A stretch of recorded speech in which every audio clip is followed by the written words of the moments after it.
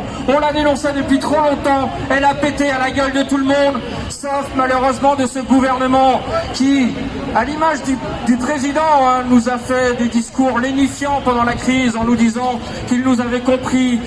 Tout le bien qu'il pensait de nous aussi, de ces héros en blouse blanche qui faisions tenir le pays face à cet ennemi invisible. Tout ça, c'était des paroles en l'air. Quand il nous disait qu'il envisageait la création d'un autre monde, que ce que l'on avait connu avant ne pouvait pas être ce qu'on allait connaître après, qu'il y avait des biens précieux que sont les services publics et la santé en particulier, qui étaient des biens précieux et non plus des charges ou des coûts.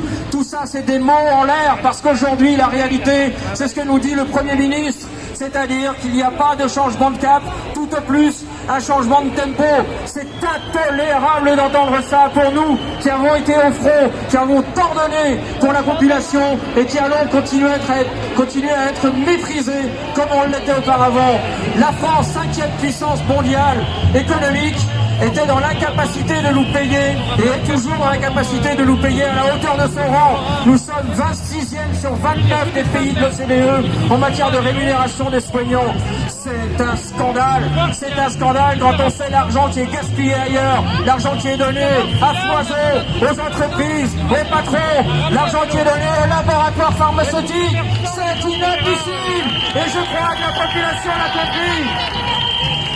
On va tous le dénoncer ensemble. On a salué, on a eu chaud au cœur de vous voir sur les balcons tous les jours à 20h. Aujourd'hui, on va concrétiser ce soutien-là.